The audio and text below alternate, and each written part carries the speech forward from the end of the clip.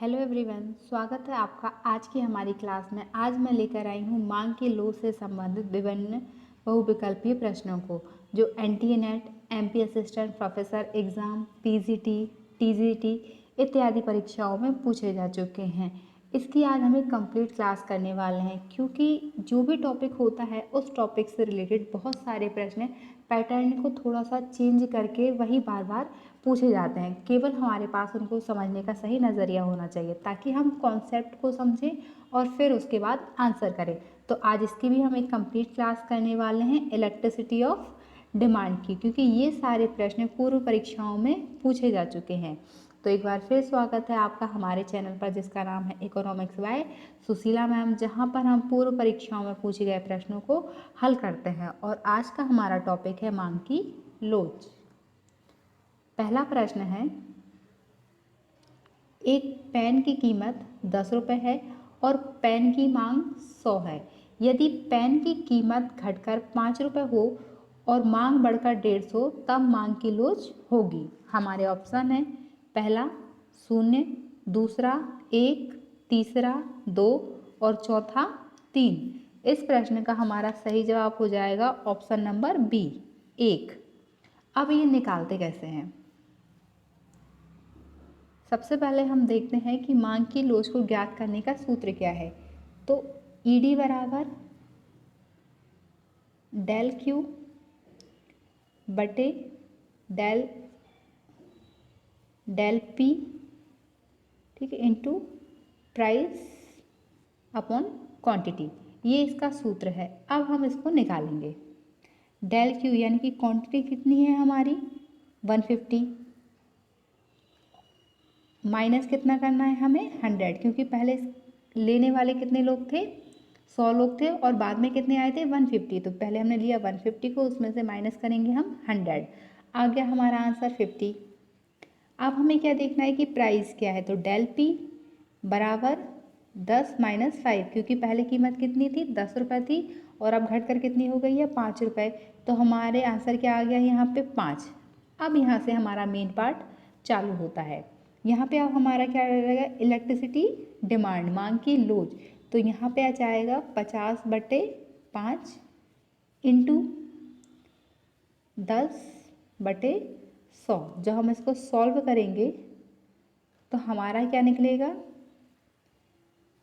ED बराबर 100/100, और जब 100 को 100 से काटेंगे तो हमारे पास क्या प्राप्त हो जाएगा 1। तो यहाँ पे हमारी इलेक्ट्रिसिटी ऑफ डिमांड कितनी हो गई 1। प्रश्न नंबर 2 है, पूरक वस्तुओं हेतु आड़ी मांग की लोच होगी। पहला 0, दूसरा अनंत, तीसरा धनात्मक परंतु अनंत से कम और चौथा है ऋणात्मक। तो इस प्रश्न का हमारा सही जवाब हो जाएगा ऑप्शन नंबर डी ऋणात्मक। वस्तुएं दो प्रकार की होती हैं, पहला स्वतंत्र जो पूर्ण रूप से स्वतंत्र होती हैं, और दूसरा होती है आश्रित जो पर्टिकुलर किसी चीज़ पे निर्भर करती है। दूसरी होती है हमारी आश्रित। यदि किसी वस्तु का मूल्य बढ़ने घटने पर किसी अन्य वस्तु की मांग घटती या बढ़ती है तो वस्तुएं क्या कहलाती हैं हमारी पूरक कहलाती हैं। किसी वस्तु के मूल्य एवं इसकी पूरक वस्तु की मांग के बीच कैसा संबंध पाया जाता है ऋणात्मक संबंध पाया जाता है। अब हम इसको अगर एक अन्य तरीके से समझें तो हम क्या कहेंगे कि मांग की अगर आड़ी लोच है तो वो कैसी होगी 0, जिसमें वस्तुएं आश्रित एवं अनाश्रित या स्वतंत्र हैं वो कैसी हो जाएगी 0।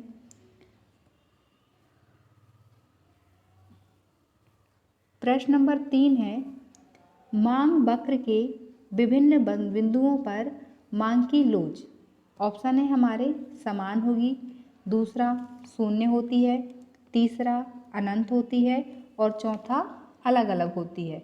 तो ऑप्शन नंबर डी हमारा सही हो जाएगा कि अलग अलग होती है।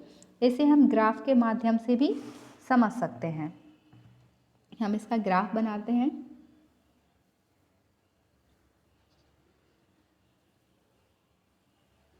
आप लोग भी कॉपी पेन निकाल के ग्राफ साथ में बनाएंगे। ठीक, यहाँ पर ईडी हमारी क्या होती है, मतलब इलेक्ट्रिसिटी ऑफ डिमांड क्या होती है हमारी अनंत होती है। इसके बाद जैसे ही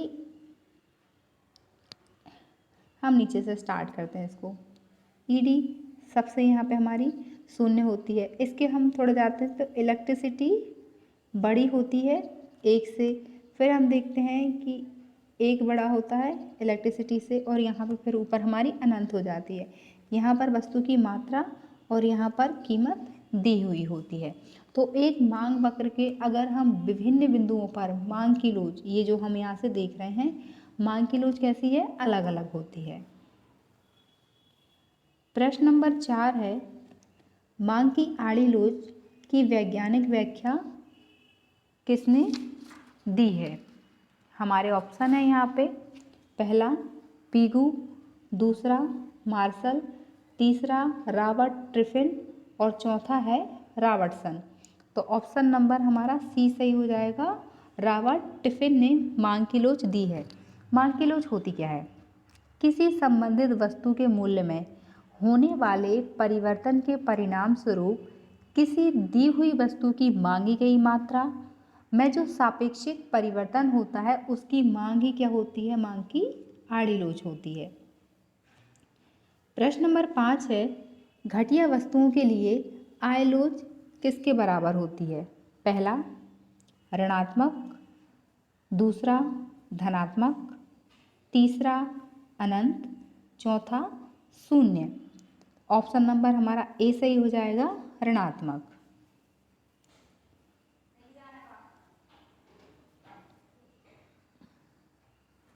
मांग की लोच, यहाँ पर मांगी गई मात्रा में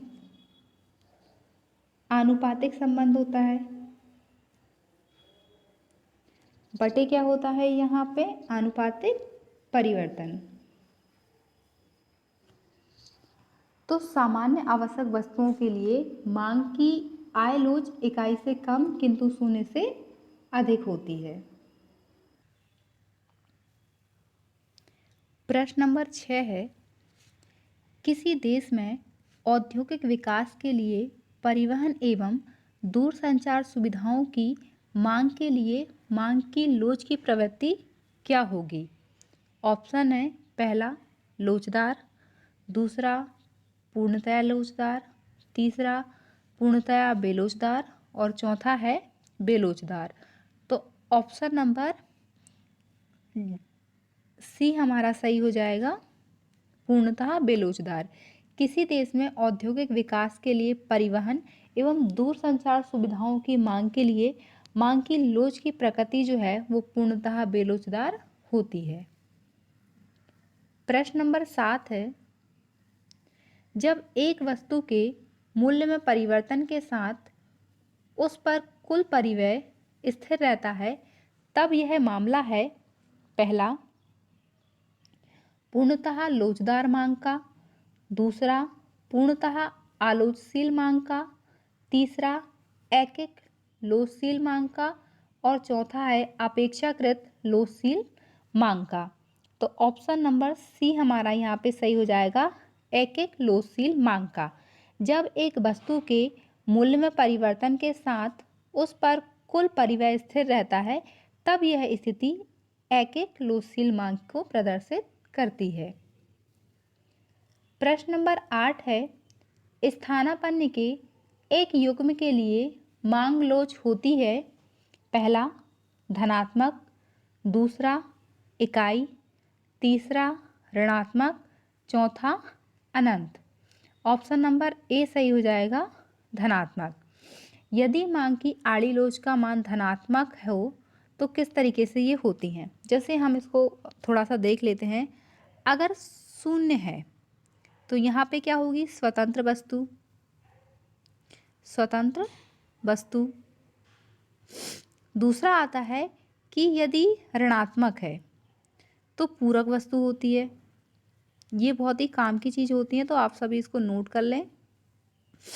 अगर धनात्मक है तो स्थानापन्न वस्तु होती है,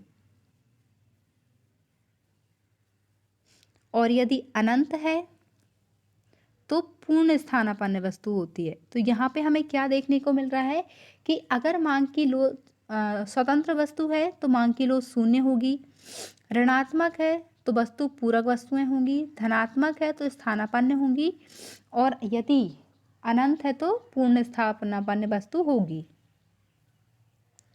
यहाँ पे एक बार फिर से देख लेते हैं। यहाँ पर ये शून्य दिया है तो हमारी कौन सी वस्तु हो गई है, एक बार फिर से रिपीट हो जाएगा आपका, स्वतंत्र वस्तु हो गई कि जो भी वस्तु है वो स्वयं पर निर्भर है। दूसरा यहाँ पे क्या है हमारा, ऋणात्मक, तो ये कैसी वस्तु हो जाएगी हमारी, पूरक वस्तु हो जाएगी। फिर है हमारा धनात्मक, तो ये हमारी स्थानापन्न है कि एक के स्थान पर दूसरी का उपयोग किया जा सकता है। और चौथे नंबर पे क्या आता है हमारा, अनंत, इसमें पूर्ण स्थानापन्न होती है। ठीक, तो ये हमारी परीक्षा की दृष्टि से भी काफ़ी महत्वपूर्ण है, क्योंकि कई बार पूछा जाता है कि यदि मान के लो शून्य है तो वस्तु किस प्रकार की है, इस तरीके के प्रश्न कई बार बनते हैं। तो ये हमारे लिए मोस्ट इम्पॉर्टेंट हो जाता है इन चीज़ों को याद करना। प्रश्न नंबर 9 है, यदि सीमांत आय 20 इकाई हो और कीमत 40 इकाई हो तो मांग की कीमत लोच का मान होगा। पहला, इकाई से अधिक, दूसरा इकाई के बराबर, तीसरा इकाई से कम, और चौथा शून्य के बराबर। तो यहाँ पे हमारा ऑप्शन नंबर ए सही हो जाएगा, इकाई से अधिक। अब हम इसको थोड़ा सॉल्व कर लेते हैं। इसको ज्ञात करने का सूत्र क्या होता है, ई बराबर A R upon A R minus M R. अब हमने यहाँ पे क्या देखा कि हमारी इलेक्ट्रिसिटी ऑफ डिमांड सबसे पहले कितना है हमारा ए आर 40, फिर हमारा यहाँ पे ए आर में से क्या घटाना है एम आर, तो 40 माइनस हो जाएगा हमारा 20। आंसर कितना आ गया हमारा यहाँ पे 40/20। जब हम 20 और 40 को काटेंगे तो हमारे पास आंसर क्या निकल के आ जाएगा 2। तो यहाँ पे मांग की कीमत लोच का मान क्या है, इकाई से अधिक है। प्रश्न नंबर 10 है, एंजल के नियम के अनुसार खाद्य पदार्थों की मांग की लोच होती है। पहला, इकाई से कम होती है, दूसरा इकाई के बराबर होती है, तीसरा इकाई से अधिक होती है, और चौथा है अनंत होती है। तो ऑप्शन नंबर ए हमारा सही हो जाएगा, इकाई से कम होती है। एंजल ने परिवार की आय तथा उपभोग पर होने वाले व्यय के बीच पाए जाने वाले संबंध को बताता है, जिसमें बताता है वह कि जैसे ही हमारी आय की वृद्धि के साथ भोजन पर होने वाले व्यय के अनुपात में, यानी जो हमारा रेशियो है वो क्या होता है, कम हो जाता है, और मकान तथा कपड़े पर होने वाले व्यय का अनुपात स्थिर हो जाता है। शिक्षा, स्वास्थ्य तथा मनोरंजन पर होने वाले व्यय के अनुपात में क्या होती है, वृद्धि होती है, क्योंकि जैसे ही व्यक्ति की आय बढ़ती है तो वह सुख सुविधाओं की ओर बढ़ने लगता है।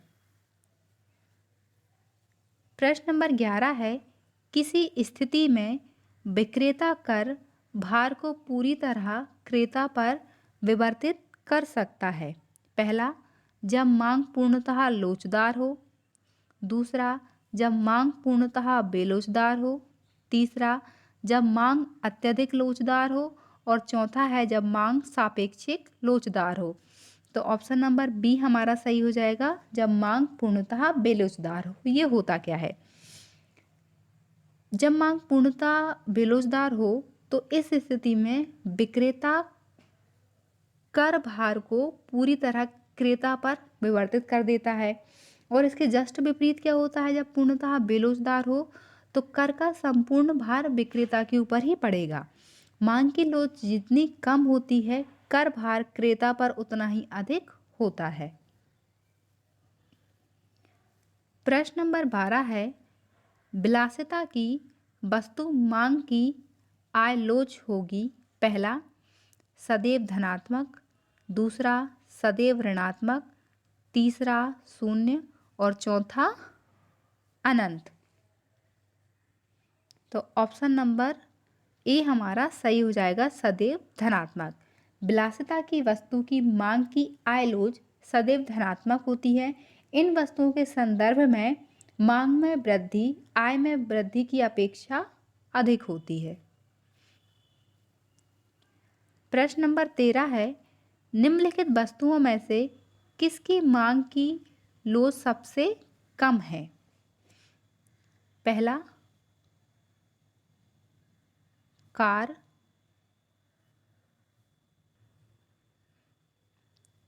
कार, दूसरा नमक, तीसरा चाय और चौथा है मकान। तो ऑप्शन नंबर बी हमारा सही हो जाएगा कि मांग, नमक इसका सही जवाब हो जाएगा। नमक की मांग की कीमत लोच सबसे कम है क्योंकि कीमतों में परिवर्तन का प्रभाव इसकी मांग पर नहीं पड़ता और इसका उपभोग स्थिर रहता है। प्रश्न नंबर 14 है, सभी बिंदु पर इकाई लोच की दशा में मांग वक्र होता है। पहला क्षैतिज, दूसरा लंबवत, तीसरा आयताकार हाइपरबोला और चौथा है उपरोक्त में से कोई नहीं। तो ऑप्शन नंबर सी हमारा सही हो जाएगा, आयताकार। इसको हम एक ग्राफ के माध्यम से भी समझ सकते हैं। इस तरीके से हमारा ग्राफ बनता है। इलेक्ट्रिसिटी ऑफ प्राइस 1, ये लोचदार मांग है, इकाई लोचदार मांग। सभी बिंदु पर इकाई लोच की दशा में मांग वक्र का आकार अति परवलयाकार या जिसे हम रेक्टेंगल भी कहते हैं। प्रश्न नंबर 15 है, यदि एक वस्तु की मांग बेलोच है, इसकी कीमत में वृद्धि से इस वस्तु के उपभोक्ताओं के कुल व्यय पर असर होगा। पहला वृद्धि होगी, दूसरा कमी होगी, तीसरा समान बना रहेगा और चौथा शून्य हो जाएगी। तो ऑप्शन नंबर ए हमारा सही हो जाएगा, वृद्धि होगी। यदि एक वस्तु की मांग बेलोच है तो इसका अर्थ यह हुआ कि वस्तु में कीमत वृद्धि उपभोक्ता के उपभोग पर असर नहीं पड़ेगा। फलतः इस वस्तु की कीमत में वृद्धि से इस वस्तु के उपभोक्ताओं का कुल व्यय बढ़ जाएगा। प्रश्न नंबर 16 है, जब एक वस्तु की मांग में आनुपातिक परिवर्तन कीमत में आनुपातिक परिवर्तन से अधिक है, यह स्थिति कहलाती है। पहला मांग की लोच शून्य है, दूसरा मांग की लोच इकाई है, तीसरा पूर्णतः बेलोच मांग है और चौथा अत्यधिक लोचदार मांग है। तो यहाँ पे ऑप्शन नंबर डी हमारा सही हो जाएगा, अत्यधिक लोचदार मांग है। इसका भी एक छोटा सा हम ग्राफ बना सकते हैं।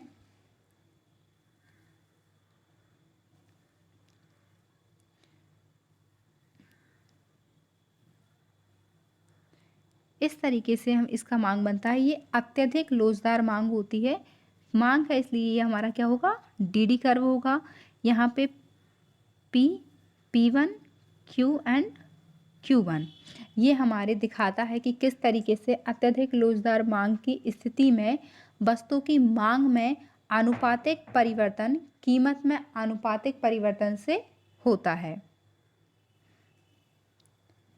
प्रश्न नंबर 17 है, आयताकार अतिपरवलय वक्र की लोच है। पहला 1, दूसरा 1 से कम, तीसरा 1 से ज़्यादा और चौथा इनमें से कोई नहीं। तो ऑप्शन नंबर ए हमारा सही हो जाएगा, 1। इसको भी हम एक ग्राफ के माध्यम से देख लेते हैं। चूँकि ये हमारा अति परवलयाकार है,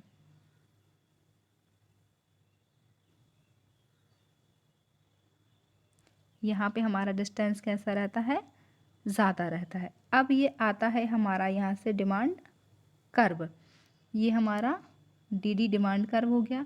हमारा ये ए बिंदु हो गया, यहाँ पर बी बिंदु, यहाँ पर सी बिंदु। अब यहाँ पे दिखाया क्या जा रहा है, ऐसा मांग वक्र जिसके प्रत्येक बिंदु अर्थात कीमत पर लोच इकाई के बराबर होती है उसे हम अति परवलयाकार कह रहे हैं। यहाँ पर मात्रा दी होती है और यहाँ पर कीमत दी होती है। जब किसी वस्तु की कीमत में किसी प्रतिशत परिवर्तन के फलस्वरूप उसकी मांग की कीमत में उसी प्रतिशत से परिवर्तन होता है तो मांग की इकाई लोच इकाई के बराबर हो जाती है और यह एक सरल रेखीय मांग वक्र के मध्य बिंदु पर मूल्य लोच इकाई के बराबर होती है। हमारा अगला प्रश्न है, यदि मांग वक्र की आकृति आयताकार अतिपरवलय हो तो मूल्य प्रत्यस्तता का मान होगा। ऑप्शन है, पहला 1, दूसरा 1 से कम, तीसरा 0 और चौथा है 1 से अधिक। तो ऑप्शन नंबर ए हमारा सही हो जाएगा 1। यदि मांग की आकृति आयताकार अतिपरवलय हो तो मूल्य प्रत्यस्तता का मान इकाई के बराबर होगा। प्रश्न नंबर 19 है, यदि मूल बिंदु से गुजरती हुई आपूर्ति वक्र की कीमत लोच होगी, पहला इकाई, दूसरा 0, तीसरा इकाई से कम और चौथा अनंत। तो ऑप्शन नंबर ए हमारा सही हो जाएगा इकाई। इसके अलग अलग ग्राफ बनते हैं। अगर हम पहले ग्राफ की बात करें तो हमें क्या बताना है, मूल बिंदु से गुजरती हुई रैखिक आपूर्ति की कीमत लोच। ये इसका ग्राफ सबसे सिंपल बनता है। ये चूंकि हमारी सप्लाई बनती है, आपूर्ति वक्र बनता है, चूंकि हमसे पूछा भी आपूर्ति वक्र ही गया है। ये इलेक्ट्रिसिटी ऑफ सप्लाई बराबर 1, इस तरीके से ये बनता है। अब इसी में दूसरा क्या आता है, हमारी इकाई लोचदार। ये कीमत लोचदार थी और इकाई लोचदार के भी बनते हैं, तो हम सिर्फ एक ही देखना है हमें, कीमत लोचदार। प्रश्न नंबर 20 है, यदि एक रेखीय मांग वक्र के लिए निम्नलिखित में से कौन सा सही है। पहला, मांग की लोच सभी बिंदुओं पर इकाई होती है। दूसरा, मांग की लोच सभी बिंदुओं पर स्थिर होती है। तीसरा, मांग पर नीचे की ओर जाने पर लोच बढ़ती है। और चौथा है, मांग वक्र पर नीचे की ओर जाने पर लोच घटती है। तो ऑप्शन नंबर डी हमारा सही हो जाएगा, मांग वक्र पर नीचे की ओर जाने पर लोच घटती है। प्रश्न नंबर 21 है, विक्रेता कर ज़्यादा भार वहन करेगा। पहला, यदि वस्तु की मांग कम लोचशील है। दूसरा, यदि वस्तु की मांग बेलोचदार है। तीसरा, यदि वस्तु की मांग की लोच अधिक है। और चौथा है, यदि वस्तु की आपूर्ति की लोच अधिक है। तो यहाँ पे हमारा सही जवाब हो जाएगा ऑप्शन नंबर सी, यदि वस्तु की मांग की लोच अधिक है। किसी वस्तु पर लगाए गए कर का प्रत्यक्ष मौद्रिक भार क्रेताओं तथा विक्रेताओं के बीच उस अनुपात में बढ़ जाता है जिस अनुपात में उस वस्तु की मांग की लोच एवं पूर्ति की लोच अन्य वस्तुओं के जैसी होती है। प्रश्न नंबर 22 है, प्रतिस्थापन की लोच है। पहला, महंगे आगतों के लिए सस्ते आगतों का प्रतिस्थापन। दूसरा, जिस दर पर आगतें श्रम एवं पूंजी प्रतिस्थापित की जाती हैं। तीसरा, आगत कीमत अनुपात में परिवर्तन के प्रति आगत अनुपात की प्रतिक्रियाशीलता का माप। और चौथा है, आगत कीमतों और सस्ते आगतों के प्रतिस्थापन की प्रतिक्रियाशीलता का माप। तो ऑप्शन नंबर सी हमारा सही हो जाएगा, आगत कीमत अनुपात में परिवर्तन के प्रति आगत अनुपात की प्रतिक्रियाशीलता का माप। प्रश्न नंबर 23 है, मांग वक्र जो क्षैतिज अक्ष के समानांतर है और मात्रा दर्शाती है कि कीमत लोच निम्नलिखित के बराबर।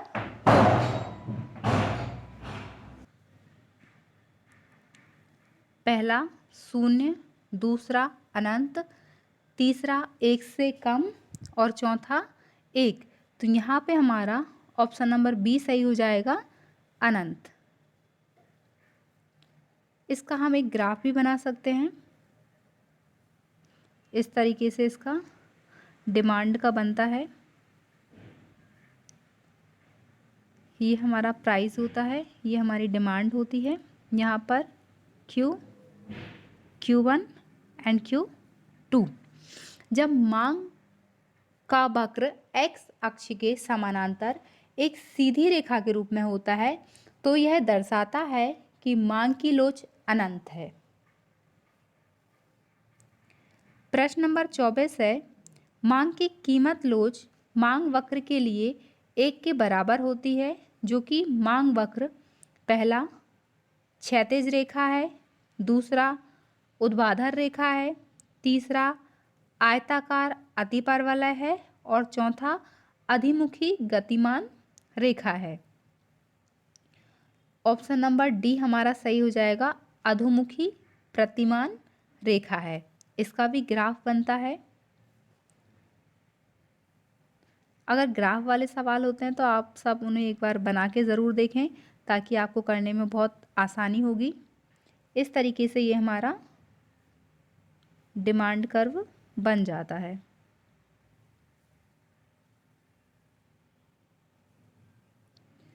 अब यहाँ पे ये हमारा ए बिंदु होता है और ये हमारा बी बिंदु होता है। ये हमारी कौन सी रेखा है? डिमांड कर्व रेखा है। यहाँ पर ये जो ई बिंदु बना है ये हमारे लिए सबसे महत्वपूर्ण हो जाता है, क्योंकि जब किसी वस्तु की मांग में सापेक्षिक परिवर्तन उसके मूल्य के सापेक्षिक परिवर्तन के बराबर हो तो समलोच मांग या इकाई की लोच ईडी बराबर 1 होगी। प्रश्न नंबर 25 है, यदि एक रेखीय मांग वक्र का लोच सदा ही स्थिर रहता है तो वक्र का ढलान पहला धनात्मक होगा, दूसरा अपरिवर्तित रहेगा, तीसरा बिंदु दर बिंदु बदलेगा और चौथा है इनमें से कुछ नहीं होगा। तो ऑप्शन नंबर सी हमारा सही हो जाएगा, बिंदु दर बिंदु बदलेगा। यदि एक आरेखीय मांग की लोच सदा ही स्थिर रहती है तो मांग वक्र का ढाल बिंदु दर बिंदु बदलता रहता है। प्रश्न नंबर 26 है, यदि कीमत का कोई परिवर्तन कीमत के उठाव तथा गिरावट में हमें लोच के विभिन्न मूल्य देता है तो हम निम्नलिखित का प्रयोग कर रहे हैं। पहला बिंदु विधि, दूसरा चाप विधि, तीसरा सकल लागत विधि और चौथा है व्यय विधि। तो ऑप्शन नंबर ए हमारा सही हो जाएगा, बिंदु विधि। यदि कीमत का कोई परिवर्तन कीमत के उठने तथा गिरावट में हमें लोच के विभिन्न मूल्य देता है तो हम बिंदु विधि का प्रयोग कर रहे हैं। प्रश्न नंबर 27 है, यदि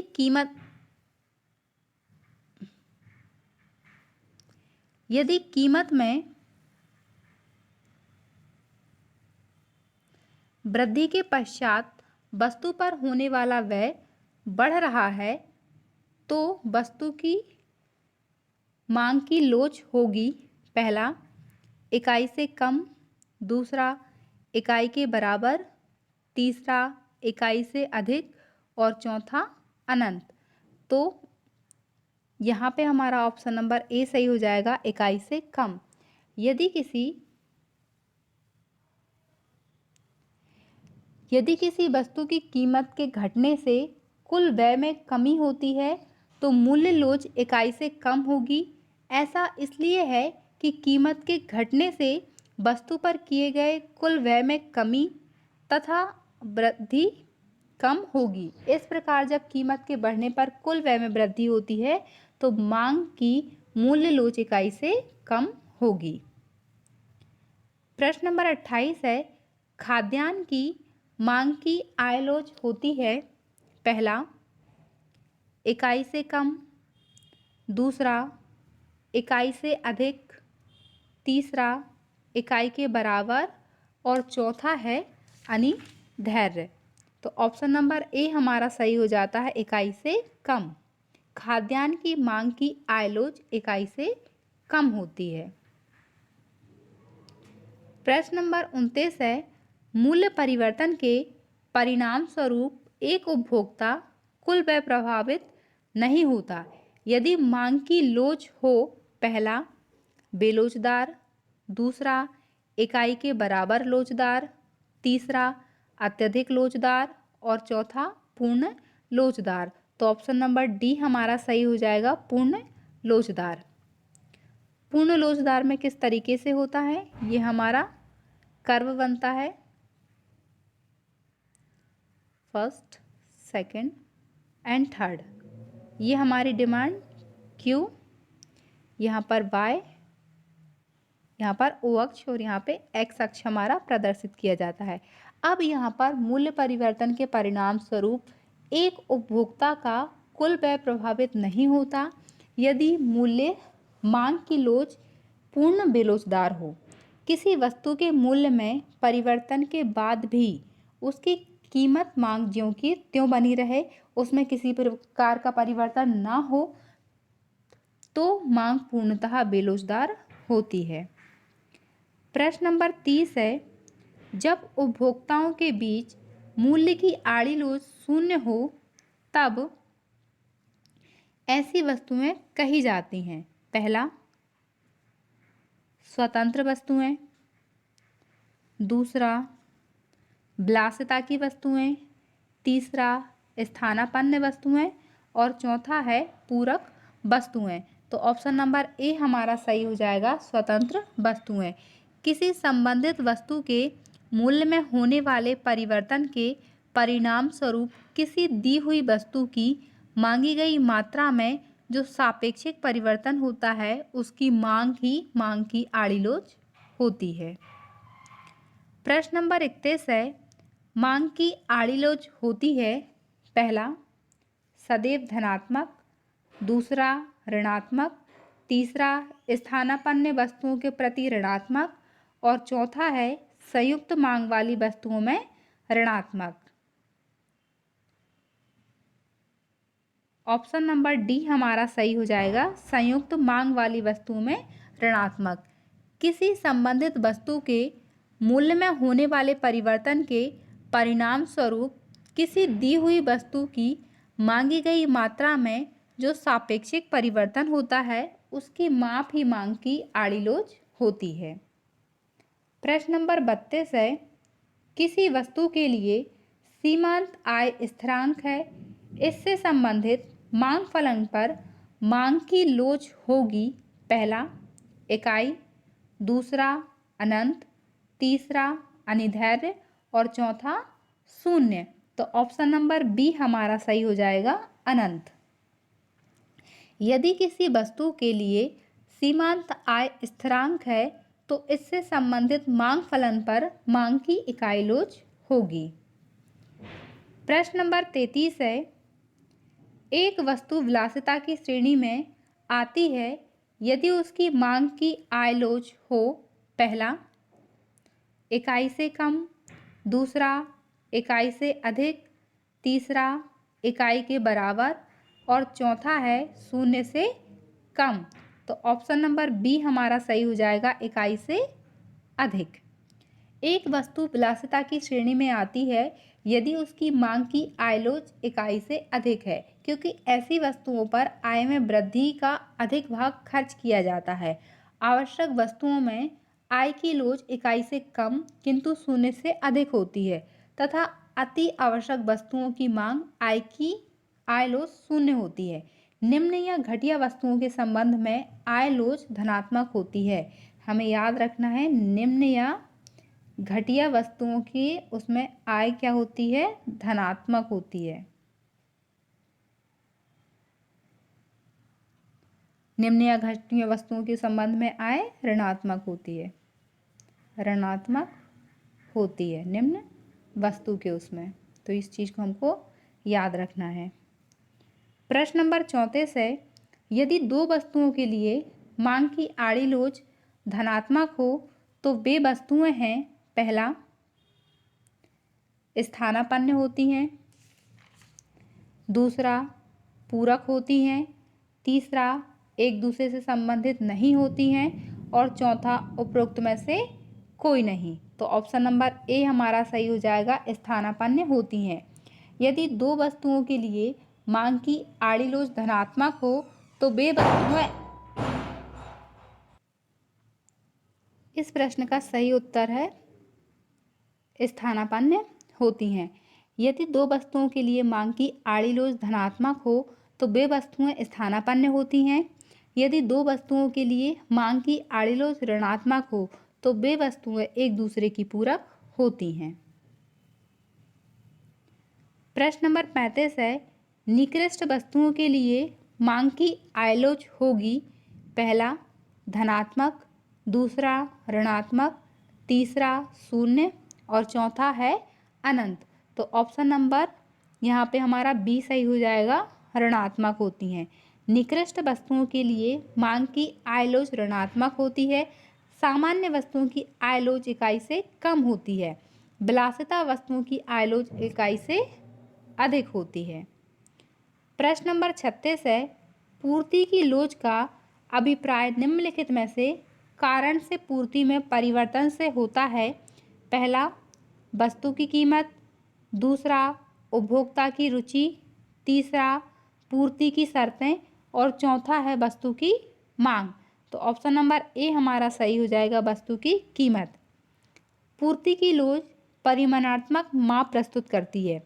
पूर्ति की लोच का अभिप्राय वस्तु की कीमत में परिवर्तन के कारण वस्तु की पूर्ति में परिवर्तन से होता है।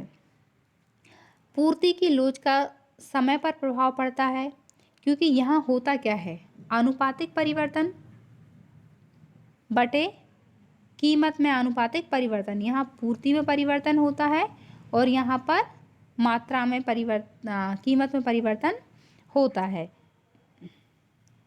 प्रश्न नंबर 37 है, मांग की ऋणात्मक आय लोच का अर्थ होता है कि जब आय में गिरावट आती है तो वस्तु की खरीदी गई मात्रा, पहला बढ़ जाती है, दूसरा कम हो जाती है, तीसरा अपरिवर्तित रहती है और चौथा है उपरोक्त में से कोई नहीं। तो इस प्रश्न का हमारा सही जवाब हो जाएगा ऑप्शन नंबर ए, बढ़ जाती है। मांग की ऋणात्मक आय लोच का अर्थ होता है कि जब आय में गिरावट आती है तो वस्तु की खरीदी गई मात्रा बढ़ जाती है। मांग की आय लोच से आशय किसी उपभोक्ता की मांग में परिवर्तन के परिणाम स्वरूप वस्तु की मांग में होने वाले सापेक्ष परिवर्तन की माप से है, यदि वस्तु का मूल्य अपरिवर्तित रहे।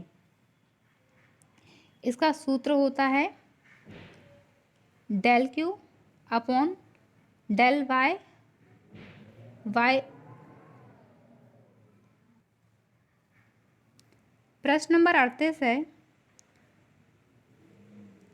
रैखिक मांग फलन मांग की कीमत लोच है, पहला बढ़ती है जैसे जैसे बिंदु नीचे की ओर अग्रसर होता है, दूसरा घटती है जैसे जैसे मूल बिंदु नीचे की ओर अग्रसर होता है, तीसरा है y अक्षर पर स्थित बिंदु के लिए न्यूनतम होती है और चौथा है सभी बिंदुओं पर समान रहती है। तो ऑप्शन नंबर बी हमारा सही हो जाएगा, घटती है जैसे जैसे बिंदु नीचे की ओर अग्रसर होता है। इसका सूत्र होता है मांग का निचला भाग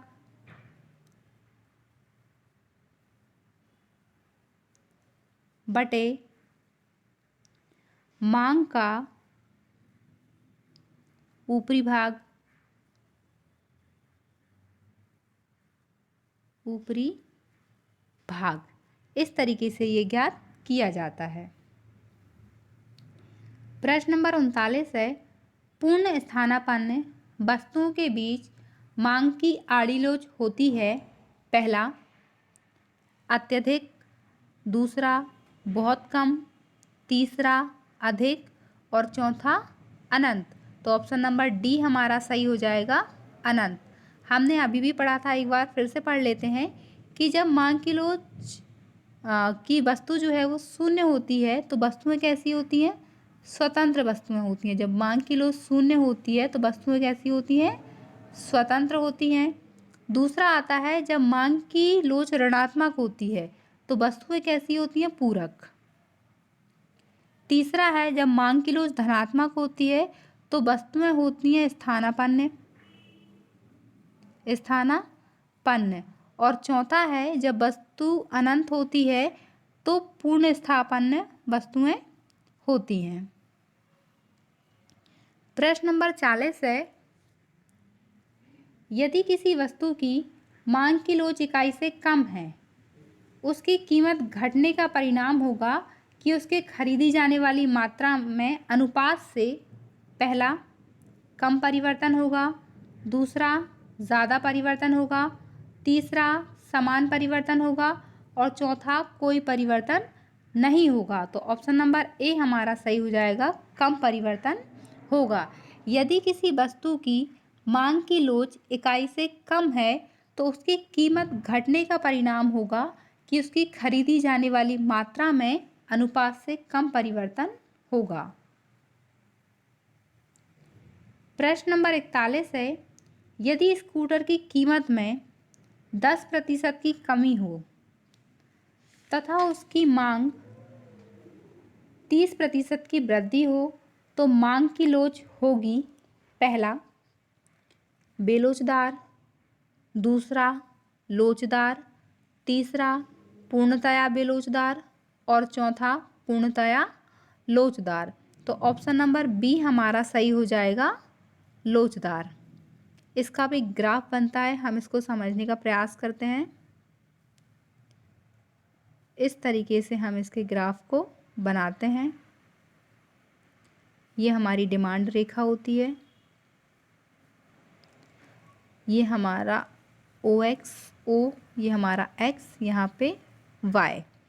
अब ये जो हमें दी है P रेखा दी है, यहाँ पे P1 दी है, नीचे हमारा Q दिया गया है और यहाँ पर Q1 दिया गया है। अब होता क्या है कि यदि स्कूटर की कीमत में 10% की कमी हो तथा उसकी मांग में 30% की क्या हो, वृद्धि हो, तो मांग की लोच लोचदार होती है। जब किसी वस्तु की कीमत में होने वाला सापेक्षिक परिवर्तन से अधिक हो तो उस वस्तु की मांग की लोचदार, जैसे चित्र में है वैसी होती है। प्रश्न नंबर 42 है, मांग की आड़ी लोच की अवधारणा प्रस्तुत की थी, पहला मार्शल ने, दूसरा हिक्स ने, तीसरा सुल्ज ने और चौथा है डाल्टन ने। ऑप्शन नंबर बी हमारा सही हो जाएगा, हिक्स ने। मांग की प्रति लोच की वस्तुओं का अनुसार पूरक वस्तु में वर्गीकरण एक वस्तु की मांग किसी अन्य वस्तु की कीमत में कमी के परिणाम स्वरूप उत्पन्न कुल कीमत प्रभाव पर आधारित है, जिसमें आय में क्षतिपूरक परिवर्तन नहीं किया जाता। हिक्स ने अपनी पुस्तक मूल्य और पूंजी में क्या बताया कि स्थानापन्न तथा पूरक पदार्थों का अधिक सही वर्गीकरण कीमत परिवर्तन के केवल प्रतिस्थापन प्रभाव के आधार पर ही किया जा सकता है। प्रश्न नंबर 43 है, आर्थिक सिद्धांत में मांग की लोच संकल्पना का प्रयोग सर्वप्रथम किसने किया था, पहला मिल, दूसरा मार्शल, तीसरा बिक्सेल, चौथा बिक्सटीड। तो ऑप्शन नंबर बी हमारा सही हो जाएगा, मार्शल। अर्थशास्त्र में विभिन्न समस्याओं के समाधान के संदर्भ में मांग की लोच का महत्वपूर्ण स्थान है। इस धारणा का सर्वप्रथम विकास मार्शल ने किया। उनके अनुसार मूल्य में परिवर्तन के परिणाम स्वरूप मांग में परिवर्तन कितना होगा, किस अनुपात में होगा, यह विभिन्न मूल्यों पर मांग के बदलने की क्षमता पर निर्भर करता है। यह क्षमता ही मांग की मूल्य लोच होती है। प्रश्न नंबर 44 है, एक मांग रेखा पर ऊपर से नीचे की तरफ जाने पर मांग की लोच होगी। पहला, घटती है, दूसरा, बढ़ती जाती है, तीसरा, अपरिवर्तित रहती है और चौथा है कुछ निश्चित नहीं रहता। तो ऑप्शन नंबर ए हमारा सही है, घटती जाती है। इसका भी एक ग्राफ हम बना सकते हैं। इससे पहले भी हमने एक ग्राफ बनाया हुआ था। यहाँ पर अलग अलग दशाओं पर दिखाए जाते हैं, तो मैं फटाफट बना देती हूँ, आप सभी देख लीजिए। यहाँ पर फिर यहाँ पे हमारा दूसरा जाता है ई बराबर 1, फिर तीसरा जाता है हमारा E1 और यहाँ पे हो जाता है हमारा अनंत वाला। तो मांग की मूल्य लोच वस्तु की कीमत में परिवर्तन के फलस्वरूप वस्तु की मांग में परिवर्तनशीलता को दर्शाती है। मूल्य लोच सदैव ऋणात्मक होती है क्योंकि कीमत और मांग मात्रा में परिवर्तन विपरीत दिशा में होता है। एक मांग रेखा पर ऊपर से नीचे की ओर आने पर मांग की लोच घटती जाती है। ये अनंत से फिर यहाँ कम, फिर ज़्यादा, फिर यहाँ इस तरीके से आ जाता है। प्रश्न नंबर 45 है हमारा, यदि एक सीधी रेखा मांग वक्र रेखीय मांग को स्पर्श करती है तो दोनों मांग वक्रों की लोच स्पर्श बिंदु पर पहला एक होगी, दूसरा भिन्न होगी, तीसरा या तो एक होगी या भिन्न होगी और चौथा है यह स्पर्श बिंदु की स्थिति पर निर्भर करता है। तो ऑप्शन नंबर ए हमारा सही हो जाएगा कि एक होगी। इसका भी हम एक ग्राफ बनाएंगे। ग्राफ से चीज़ें ज़्यादा जल्दी और आसानी से समझ आती हैं। तो आप सब भी अपनी पेन कॉपी निकाल लीजिए और इस ग्राफ को बनाइए।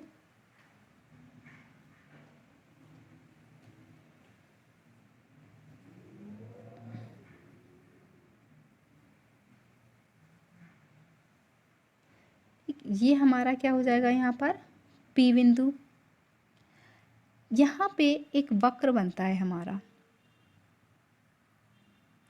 ठीक, ये हमारा डिमांड वक्र होता है। अब यहाँ पे हमें देखना क्या है, यहाँ बोला गया है कि यदि एक सीधी मांग रेखा एक वक्र रेखीय मांग वक्र को स्पर्श करती है, ये सीधी रेखा है और ये हमारा क्या बना हुआ है, वक्र बना हुआ है, और ये क्या कर रही है, स्पर्श कर रही है। तो दोनों मांग वक्रों की लोच स्पर्श बिंदु पर एक समान होगी, जो कि हम देख रहे हैं। अब यहाँ पे हो क्या रहा है, ये हमारा P है, P निचला भाग है और P ही हमारा क्या है, ऊपरी भाग भी है, और ये दोनों ही क्या कर रहे हैं, स्पर्श कर रहे हैं। प्रश्न नंबर 46 है, सीमांत राजस्व ऋणात्मक होगा यदि मांग है पहला इकाई लोच, दूसरा सापेक्षिक लोच, तीसरा लोच विहीनता और चौथा है पूर्ण लोच। तो ऑप्शन नंबर डी हमारा सही हो जाएगा, पूर्ण लोच। सीमांत राजस्व उस स्थिति में ऋणात्मक स्थिति में होता है जब मांग पूर्ण लोचदार हो। प्रश्न नंबर 47 है, किसी वस्तु के वैकल्पिक प्रयोग होने पर उसकी मांग हो जाती है पहला अधिक लोचदार, दूसरा कम लोचदार, तीसरा पूर्णतः बेलोच और चौथा है शून्य। तो ऑप्शन नंबर ए हमारा सही हो जाएगा, अधिक लोचदार। रॉबिन्सन के अनुसार यदि कोई वस्तु ऐसी है जिसके अनेक प्रयोग हो सकते हैं तो उसकी मांग अधिक लोचदार होगी तथा एक विशिष्ट उपयोग में आने वाली वस्तु बेलोचदार होती है। प्रश्न नंबर 48 है, घटिया वस्तु के लिए आय मांग की लोच होती है पहला धनात्मक, दूसरा शून्य, तीसरा ऋणात्मक और चौथा है अनंत। तो ऑप्शन नंबर सी हमारा सही हो जाएगा, ऋणात्मक। घटिया वस्तु के लिए आय मांग की लोच ऋणात्मक होती है तथा उपभोक्ता की आय में वृद्धि के साथ इन वस्तुओं की मांगी गई मात्रा कम होती है। इनका एंजल वक्र पीछे की ओर मुड़ता हुआ होता है, जबकि श्रेष्ठ वस्तु के लिए आय मांग की लोच धनात्मक होती है।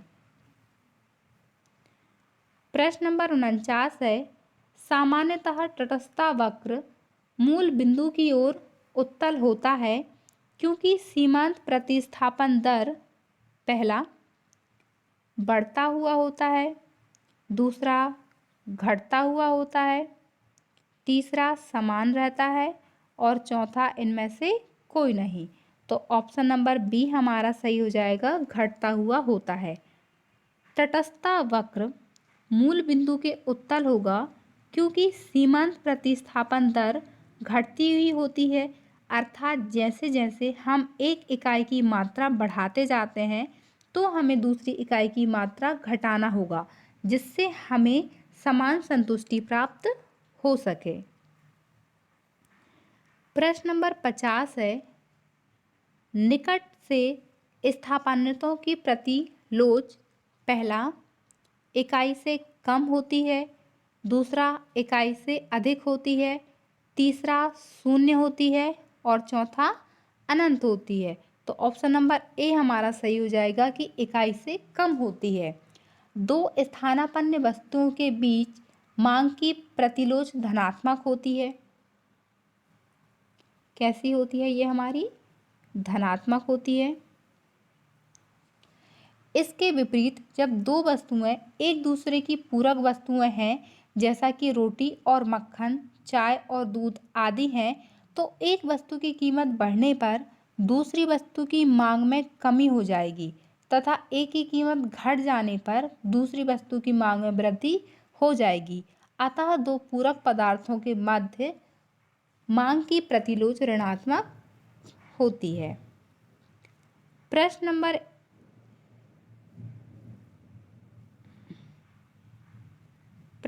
51 है, दो वस्तुओं के मध्य त्रियक या आड़ी मांग लोच संबंध में निम्न कथनों में से कौन सा सही है? पहला, जब दो वस्तुएं पूर्ण स्थानापन्न हों तो आड़ी मांग शून्य है। दूसरा, जब दो वस्तुएं एक दूसरे से पूर्ण स्वतंत्र हैं तो मांग आड़ी लोच अनंत है। तीसरा, जब दो वस्तुएं पूरक हैं तो मांग की आड़ी लोच धनात्मक है। और चौथा है, जब दो वस्तुएं संयुक्त रूप से मांगी जाती हैं तो मांग की आड़ी लोच ऋणात्मक होती है। यहाँ पे ऑप्शन नंबर डी हमारा सही हो जाता है कि जब दो पूरक वस्तुएं संयुक्त रूप से मांगी जाती हैं तो मांग की आड़ी लोच ऋणात्मक होती है। पूरक वस्तुएं क्या होती हैं? वे वस्तुएं जब एक वस्तु की कीमत बढ़ने पर दूसरी वस्तु की मांग घट जाती है, अर्थात ये संयुक्त मांग वाली वस्तुएं होती हैं। इनकी मांग की लोच कैसी होती है? ऋणात्मक। प्रश्न नंबर 52 है, मांग की लोच कितने प्रकार की होती है? पहला 1, दूसरा 2, तीसरा 3 और चौथा 4। तो ऑप्शन नंबर सी हमारा सही हो जाएगा, 3। अन्य बातों के समान रहने पर, अन्य बातों में क्या होता है? आपकी आय, इच्छा, समय, तत्परता, वर्तमान फैशन, इन सभी चीज़ों को अन्य बातों में लिया जाता है। तो अन्य बातें समान रहने पर किसी वस्तु के मूल्य में आनुपातिक परिवर्तन के परिणाम स्वरूप मांग में होने वाला अनुपाती परिवर्तन मांग की लोच कहलाता है। मांग की लोच की अवधारणा हिक्स ने दी थी और उन्होंने बताया था कि मांग की लोच 3 प्रकार की होती है। पहला, कीमत लोच। कीमत लोच की कीमत में परिवर्तन होने पर वस्तु की मांग घटती और बढ़ती है। दूसरा, आय लोच। आय की लोच, व्यक्ति की आय में जब भी परिवर्तन होता है तो वस्तुओं के प्रति उसकी मांग की लोच भी घटती और बढ़ती है। लोच। और तीसरा और अंतिम है हमारा मांग की आड़ी लोच। मांग की आड़ी लोच। इस प्रकार से हिक्स ने मांग की अवधारणा को बताते हुए 3 प्रकार की लोच को बताया था। प्रश्न नंबर 53 और अंतिम प्रश्न है हमारा, मांग की लोच दर्शाता है पहला, मात्रा में होने वाले परिवर्तन को, दूसरा, मात्रा में होने वाले परिवर्तन की दर को, तीसरा, कीमत में परिवर्तन को, और चौथा है आय में परिवर्तन को। तो ऑप्शन नंबर बी हमारा सही हो जाएगा, मात्रा में होने वाले परिवर्तन की दर को। मांग की लोच एक प्रकार का विशिष्ट संबंध है जो वस्तु की मांग तथा वस्तु के मूल्य के बीच परिवर्तन का अनुपात या दर प्रदर्शित करता है। इस प्रकार किसी वस्तु के मूल्य में होने वाले सापेक्षिक परिवर्तन के परिणाम स्वरूप वस्तु की मांगी गई मात्रा में होने वाले सापेक्षिक अनुक्रिया की माप ही मांग की लोच है। श्रीमती जॉन रॉबिन्सन के अनुसार मांग की लोच अथवा मूल्य में थोड़े परिवर्तन के परिणाम स्वरूप खरीदी गई वस्तु की मात्रा के आनुपातिक परिवर्तन को मूल्य के आनुपातिक परिवर्तन में भाग देने से प्राप्त होता है। इस तरीके से हमने मांग की लोच को समझा।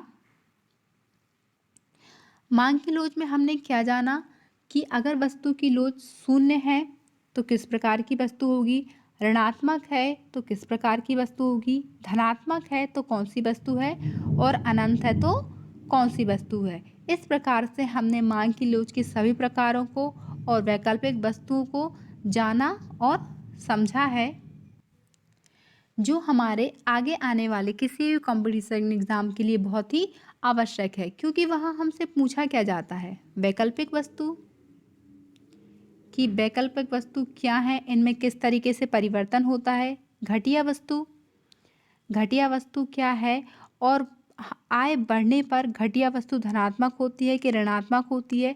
इस तरीके से भी हमने समझ लिया है कि ये सारी चीज़ें क्या होती हैं।